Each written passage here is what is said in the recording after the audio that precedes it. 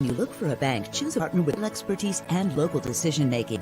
Veritex Community Bank offers solutions and a true business ally. We look forward to building your future. We're Veritex Community Bank, true to your business, true to Texas. What's up to my Houston and Dallas family? Welcome to Veritex Community Banks as they present Funding Your Future. And today, man, we're going to be talking about building generational wealth through real estate. I'm the host for the evening, KG Smooth, host of the Quiet Storm and 2.1 here. And some of you may remember me from the dating reality show, Ready to Love. So I just want to say what's up to Houston and Dallas. We are back at it again with Veritex Community Bank for funding your future. And as I said, real estate. How real estate can bring generational wealth. We've got some great folks that are going to be gracing our presence this evening and giving us some free game on how you can build generational wealth through real estate. But did you know that the Federal Reserve Board 2019 survey of consumer finances found that white families had the highest median and mean wealth? And in 2021, a McKinsey report estimated that the disparity in wealth between white and Black households was over $330 million, with 60% coming from their inheritances, something that Black folks are not too privy on either as well. But that's a whole nother conversation about inheritances. So let's bring up the panel. Want to bring on up from Veritex Community Bank. He is the EVP of Commercial Banking, my guy, Castile Herbert, back with us again. How you doing, man? KG, good to see you again. Glad to be here. Man, I'm glad to see you. Next, we have the lovely Rhonda Sands. She is also the Executive VP of Commercial Banking at Veritex Community Bank. Welcome to Funding Your Future. Thanks, KG.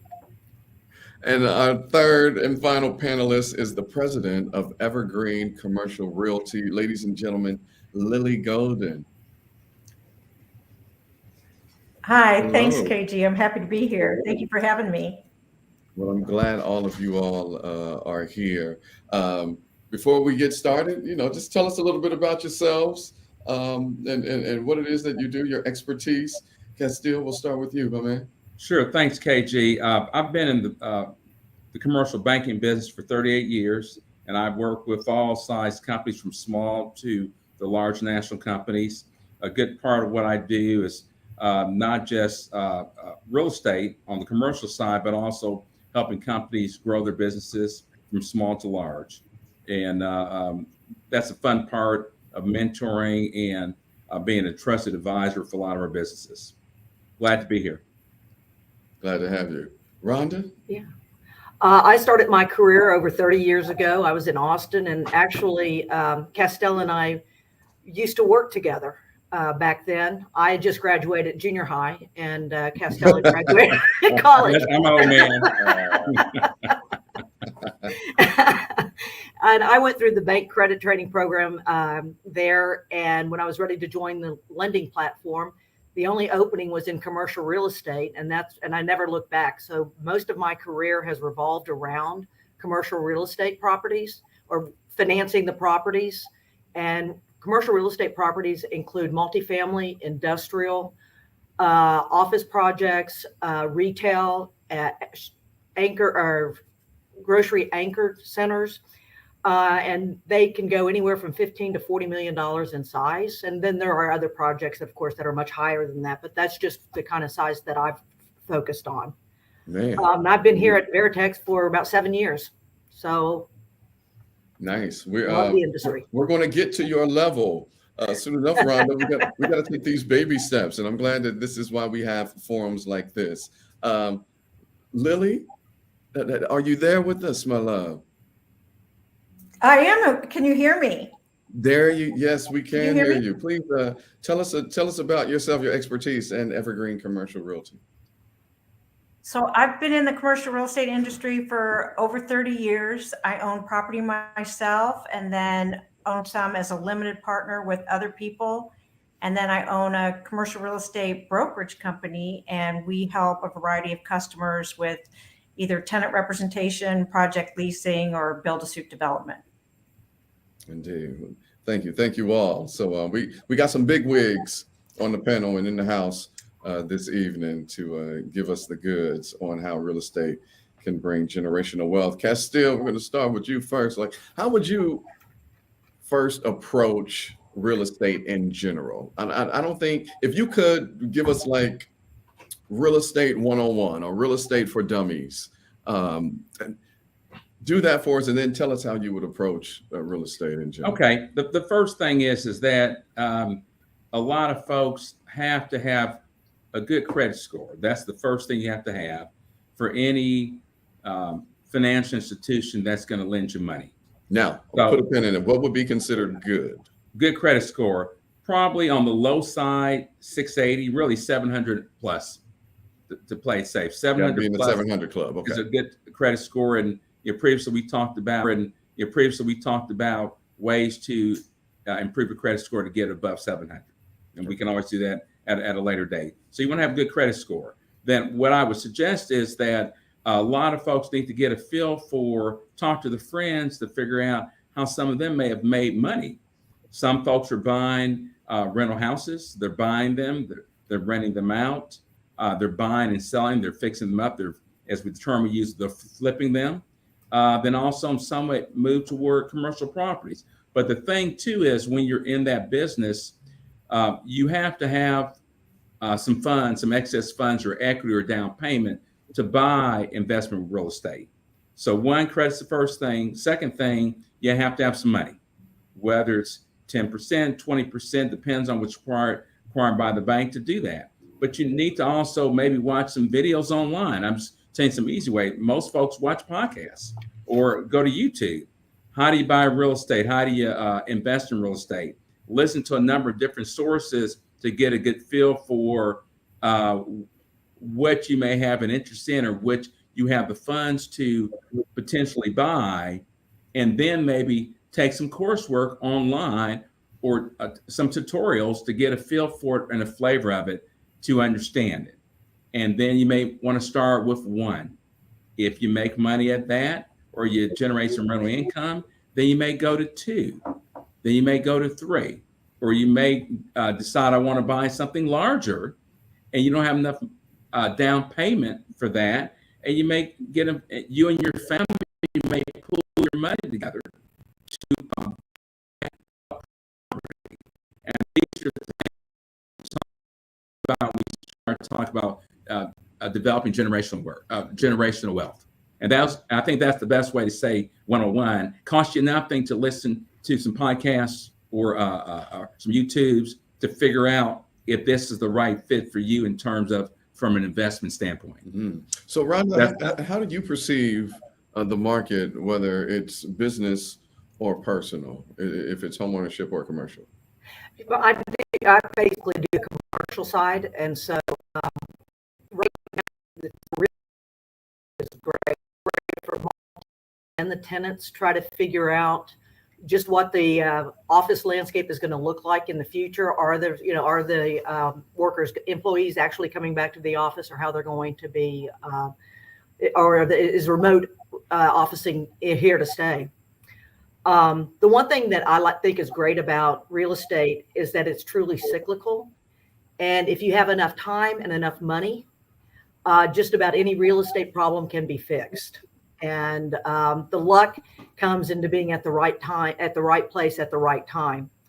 And you want to always buy low and sell high. But the question is knowing when that is, right? That was about to be my next question. Yeah. Well, let me just say this, that, the saying is buy low and sell high. It's not buy at the lowest and sell at the highest. So, you need to kind of set a threshold of just how much money do you want to make and stick to that, or how low will you, how much will you pay for an asset, and stick to that also, so that you're making sure that there is some profit there for you. But you don't have to get greedy, because I have watched some clients who wanted to hold out for the last buck, right? And the buyer said, just not for me. They walked. and something happened to the market, the pandemic, whatever happens, the cycle starts again and it goes back down. And the same buyer now can go back and say, I was going to pay you this, but now we're down to here. And a lot of times they have to take that because they've run out of money. And now this new guy has the time and the money. So you want to make sure that's kind of is don't get too greedy. So from your experience and your perspective, when would you say is kind of the best time of the year to buy some commercial property? Or does that happen kind of like in the car industry where certain times of the year where you can, maybe trade in your lease, get more for what the car was worth or whatever? Does that same kind of premise goes with there is some cyclicality to the industry. For example, a multifamily, a lot of times people are moving during the summer. And so your occupancy levels will drop during the summer and so you'd want to be careful like that. But for the most part, you're going to be looking for, if you're buying a stabilized property, there's going to have been some stabilization, what does stabilized mean, Rhonda? Castell, that's anywhere from where you're at that supply and demand where people are paying the highest, and you've got, for example, like for a multifamily, in the multifamily market, 92%, anything above 90% is kind of considered stabilized properties. Now, it also depends on what type of property. If it's a Class A brand new building, typically you're going to be trying to get a higher occupancy. If it's a Class C, lower, older property, maybe not as many amenities, you're going to see that probably is a little lower, between 85 and 90% to some degree. And that just has to do with the rollover of the tenants and the transition of some of the tenants. Okay.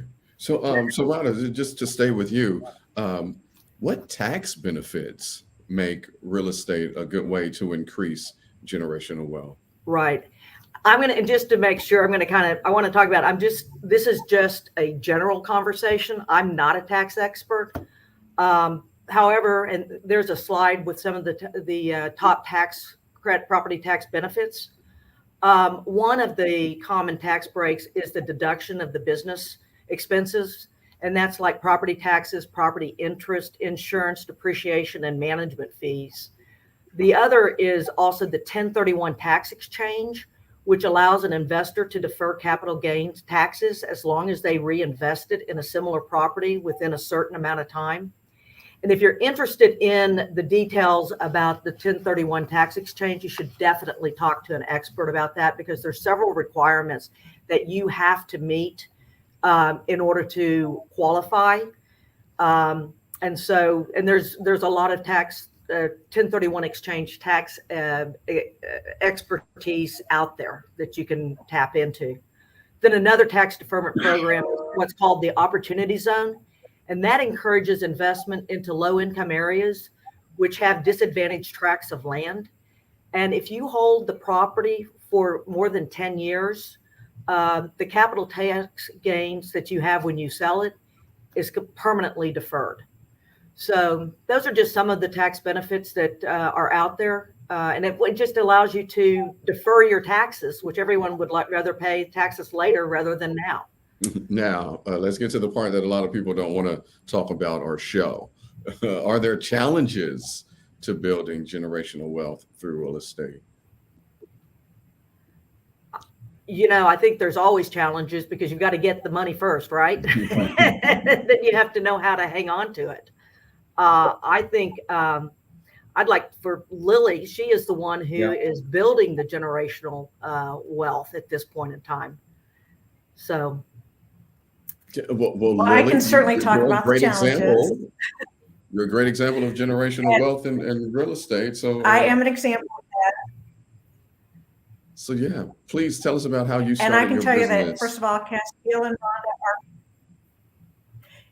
and I can tell you that Castile and Rhonda are perfect partners for helping anyone that wants to grow generational wealth, and that they have been great partners for me, and that everything that they've just talked about is, great, very helpful, and that they're exactly right on, having good credit and everything that they just talked about is perfectly right. But just tell you a little bit about my story. I come from a family that had absolutely no wealth and very little parenting. And so I really struggled first in school because I couldn't handle the authority. And when I got to corporate America, I just was not well suited because I didn't have the patience or the social skills to do well in a corporate environment. And then when I tried to start a career, I really didn't have any interest because I just didn't have any direction. So I went with whatever was going to make me the most money, the quickest. And that put me in a situation where I was just absolutely miserable. So I would spend my free time reading Forbes magazine and daydreaming about what I should be doing while I was doing something that's making me very happy. And so Forbes magazine is really people magazine for people that are in business making a lot of money. And when I was reading about all these people, I realized, all these billionaires happen to own a whole bunch of real estate. So why don't I? So I got a friend's mother who was a residential realtor to see how much money I had saved over the first few years. And she said, well, you don't have very much, but I can help you with an investment. And I said, well, what can I do? And she said, well, there's this, and I lived in Chicago at the time. She goes, you can buy a little efficiency foreclosed apartment in an area that's like the medical center here, where there's very few parking spaces. And I can sell one of those extra parking spaces since it's an efficiency and it's got 2 parking spaces. We can sell one of those parking spaces and I can make enough profit from selling that one parking space to give you enough money to fix up that efficiency if you live in that efficiency while you're fixing it up. And I said, sold, that's exactly what I'm going to do. So we sold that parking space for an amazing amount of profit. I lived in that little efficiency and fixed it up with that profit. And I have never looked back. I just kept buying foreclosures with her, fixing it up. First, I started with an efficiency. Then I went to a studio apartment, then a 1-bedroom, then a 2-bedroom. Before I knew it, I was living in a duplex and fixing up the other side. And then I was living in a 4-plex and fixing up each one and moving to the next one. And by the time I got to Houston, I was ready to start buying income producing properties. And I've never looked back. And really what real estate has transformed my life because it's allowed me to, have an opportunity to be my own boss. I can enjoy the results of my own work and choose which clients I pursue. And I've absolutely never regretted that decision. Wow, that is amazing. That's great. Congratulations on that. My brother is dipping into real estate, and he is doing the exact same formula that you are now, Lily. Like he's got, like my mom, he bought a duplex. He has my mom living in one side as they're fixing up and doing the rest. So yeah, folks, I mean, this is some great information that is being given out here. Welcome to Funding Your Future, presented by Veritex Community Bank. I'm your host, KG Smooth. We've got Castile, Rhonda, and Lily on the panel with us. I know there's quite a few of you that have networking groups here in Texas that focus on real estate. Rhonda, can you tell us about a CREW or CREW? It is CREW. It stands for Commercial Real Estate Women. It's an international organization with over 12,000 members, and the Houston chapter was formed in 1996, and it currently has over 250 members. The mission of CREW is to transform the commercial real estate industry by advancing women globally. The network offers invaluable opportunities for exchanging advice and doing business. You have the heads of construction companies, accountants, lawyers, engineers, architects, basically representatives from every part of the industry in one room. And we like to say that we can do an entire deal without ever leaving the room, from buying the dirt to selling the property and the completed project. And what's really great about CREW is it's not just the networking, but it also helps build leadership skills. And one of the ways that you gain that is by participating in all of a sudden committees. Thank you. Participating in committees, and then also chairing the committees or being on the board. And I'm past president. And they say part of the best part of being a past president is the word past. But it was a great honor, and I thoroughly enjoyed it. And it's a wonderful organization, and I really recommend it to not only women, but to also men. There's several men members, and it's just a great way to share advice and information. I've just found it very useful in my career. And I joined in 1998, so right after it was formed. And so now I bet you all are booming because, let's be honest about it. We're going to be talking about it next week. Women are right now the top earners when it comes in real estate and small businesses and all of that. Women are winning. We definitely enjoy working with each other and trying to help others succeed. Indeed. Castile, what are some of the business scenarios that you have seen bring about generational wealth in the commercial real estate space? I know some folks have, franchises, maybe convenience stores, strip malls, Right. Can you talk about some of those? Sure, I will. There's two categories of it. A lot of what we do is help our commercial customers grow and buy and sell businesses, but the majority of them own real estate.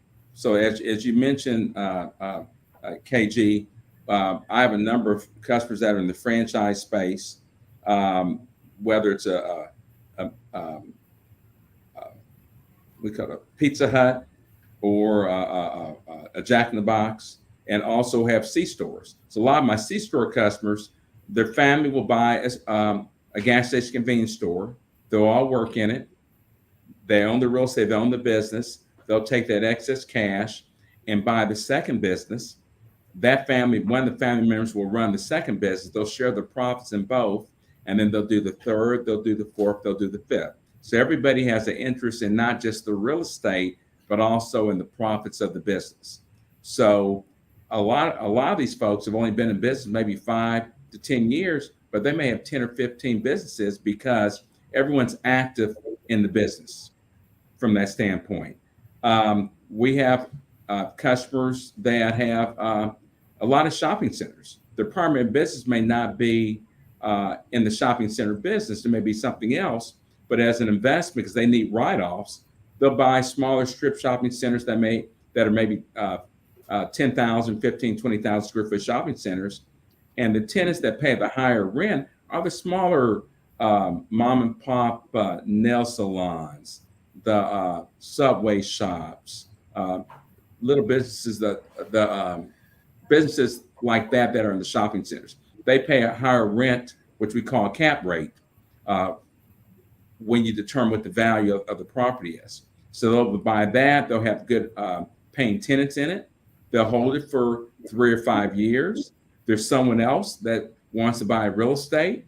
They have good solid tenants in it with 3 or 5 year leases. They'll sell it. They'll take the profits. They'll buy 2 more or 3 more. So they'll continue to develop their portfolio of real estate assets. A lot of folks are not as particular about what type they buy, long as it's a real estate asset that they can buy that's undervalued. And undervalued may mean you may have 2 tenants in it, but you can find 3 more that are the right fit for the shopping center, where the income stream goes up, where the value of it goes up. Okay. Same thing goes back to buying investment real estate properties. As both Lily and Rhonda alluded to, you got to know the right price to buy it for, and can you sell it or rent it for a profit in that respective area. You got to understand the community that it's in. So most of my commercial customers all have lots of real estate investments, that they have kids that are coming out of college that have gotten involved in the family business, and the kids are also learning the real estate business at the same time. And it's not about how much money you make, it's about how much money you save and invest to provide generational wealth for your family. And that's the whole thought process. Yes, Rhonda. Yes, I just wanted to add to that.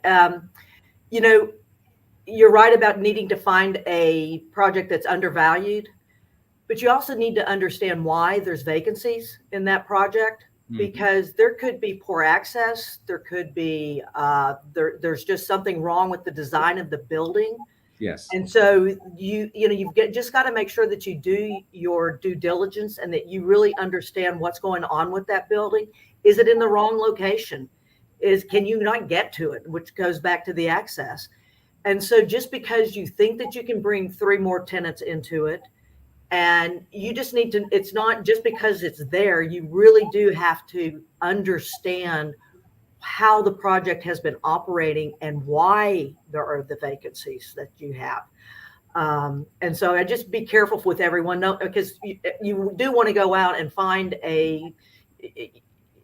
you want to get the biggest bang for your buck, but make sure you're not going to be throwing good money after bad money. Baby steps. Baby steps and location. So I just want to stress that a lot. Get advice.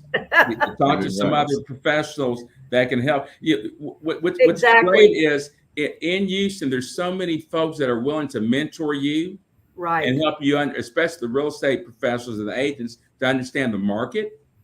Right. Even the brokers, so you know where to go and where not to go. Yeah. You just got to ask for help and direction. And that's the great thing about doing business in Texas, is Texans are willing to help each other. And I mean, I have been able to call up somebody and it may be an acquaintance, and say, hey, I don't understand this. Can you help me? And the last thing anybody really wants is you to make a bad investment. And so people really are willing to help, give you advice, and take the time. So so don't be afraid to ask anything, or call us. Appraisers. Appraisers are a great resource. Exactly. Environmental engineers are a great resource. Yeah, I mean, Lily can talk about brokers all day long. I mean, she's one of the best, and so she's, as well as a developer in her own right. But so just do your research. Yeah, and this is part of that. This is why Veritex Community Bank is putting on series like Fund Your Future. Right. We've got some questions from the audience in the comments section from Roxanne. How do you see foreclosures post-pandemic? I'll start just because the bank, we have not had that many foreclosures. I really think that, and I'm not going to get into the pros and cons of the stimulus, but I think the PPP loans, I think the steps that were taken have really prevented some foreclosures from occurring. Now, this is on the commercial side, but there were some that did not have deeper pockets or were over leveraged that probably did face some foreclosures, or they had to sell at a loss. So, that's the only thing that I would say. Lily, did you see? I mean, I know with your brokerage form. Yeah, that really hasn't been happening that much. There's just not that much. And what is out there really isn't, it's not good property. So what I've been seeing. Right. And I'm not really sure on the residential. Like I said, I specialize in commercial, but have there been as many foreclosures as we thought there were going to be? No, it's really been pretend and extend more than foreclose. Right. Everybody's doing everything they can not to foreclose as much as possible. Right. That's kind of what I thought. I know in commercial, that's kind of what they've been doing, but that's good to know too. Well, that's good that you all are right on the front lines and can speak to this, because, a lot of people, they turn to the news media, which, they lie to our face every day. So there's no telling what it is that it's not. So it's good to hear, some people who are right there and that have an insight. We have another question from Victoria. How do we apply for a line of credit or business funding for real estate investing? Right. Castell, you go ahead. Yeah, you go first. Well, I was just going to say we have there are applications on our website, veritexbank.com, that you can go to. But again, starting off, as Castell started this podcast off with the talking about your credit score, know what your credit score is.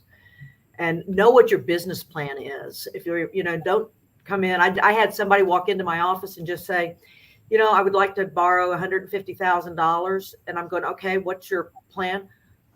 I don't have one. I just need this money, and then I'll go out and find it. Have your plan before you go, and and make sure that you're asking for an amount that you can pay back. So don't over leverage. So That's Yeah, hilarious. And let me add something to that with regards ahead, to yeah. applying for a line of credit or business funding for real estate.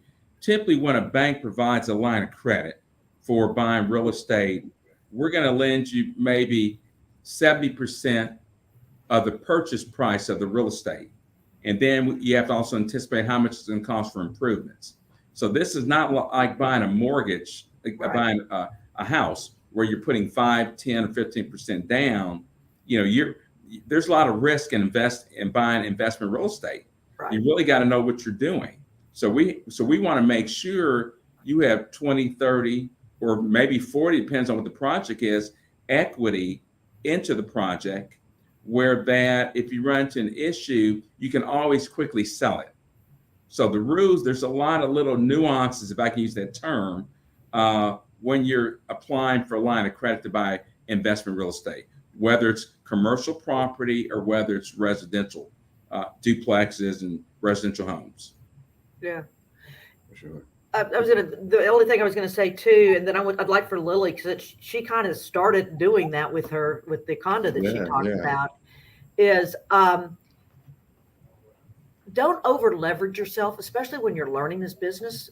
Keep some cash in your pocket, so in case you make a misstep, because you will make a misstep as you're learning this process, and you have the money for the rainy day. If you totally over leverage yourself and you are, what do they call it, house rich but cash poor, if you buy the biggest house that you can, but you can't afford to do anything else, you can't put any furniture in it.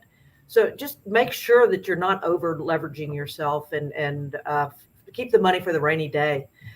Lily, what would you say, since you did it? I mean, I know it was a while ago, but Yeah, Lily. Well, first of all, I'd say don't buy any furniture at all. You've got to, you did it. You did it.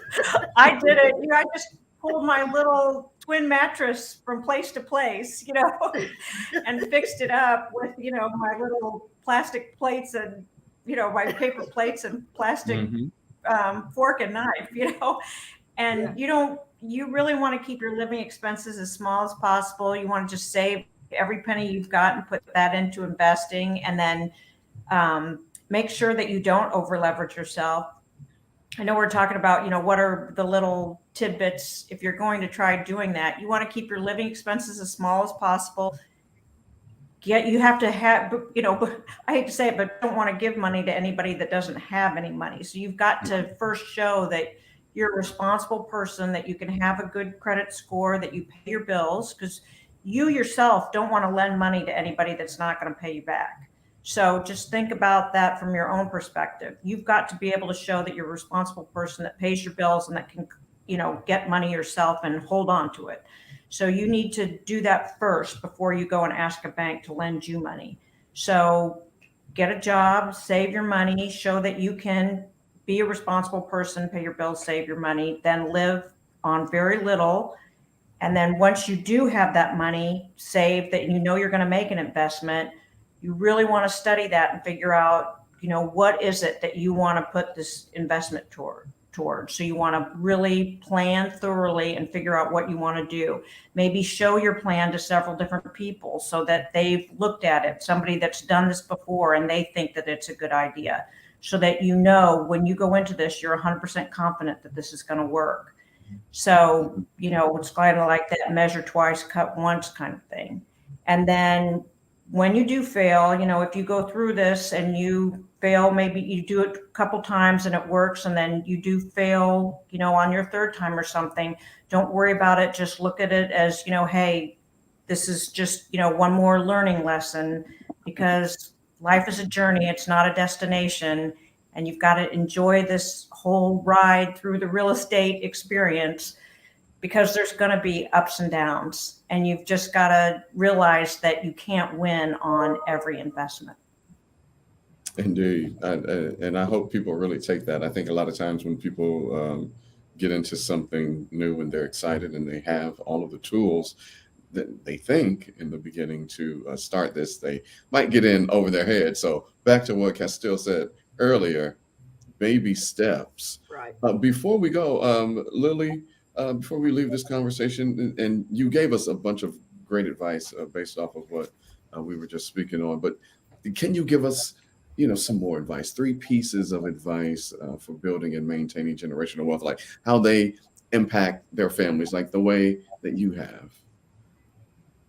Well, I just want to say for my family's perspective, I'm bringing my daughters into business with me.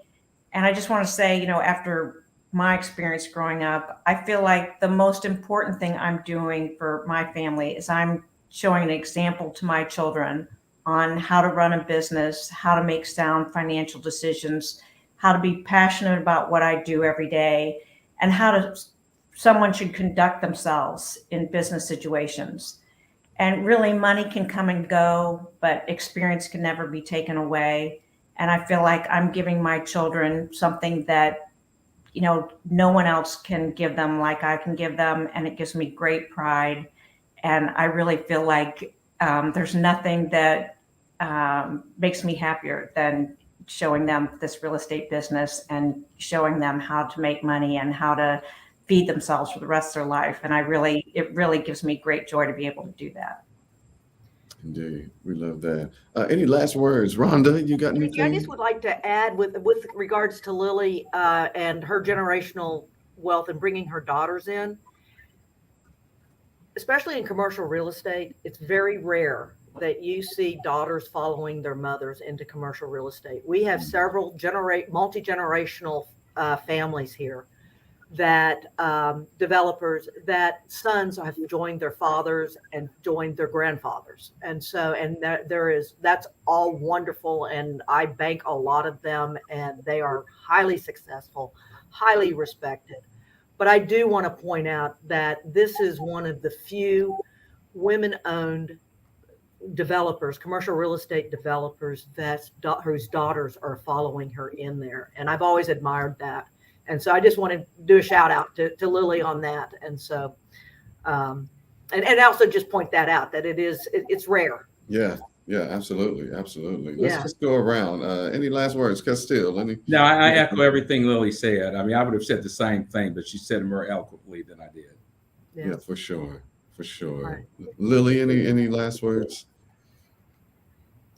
No, I just want to thank everyone for this opportunity, and I hope everyone gets into the real estate business, because it's really been a fantastic business for me, and I hope everybody else could have the same experience. Yeah, it's fun. Absolutely. Well, we thank you and all. Use Veritex Bank. Yes, indeed. We thank you all for being a part of this week's Fund Your Future, presented by Veritex Community Bank. Thank you to everybody in Dallas, our Houston family.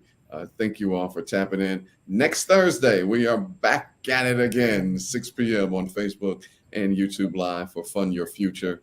And next week, we will be talking about, I believe, if my memory serves me correctly, women in business.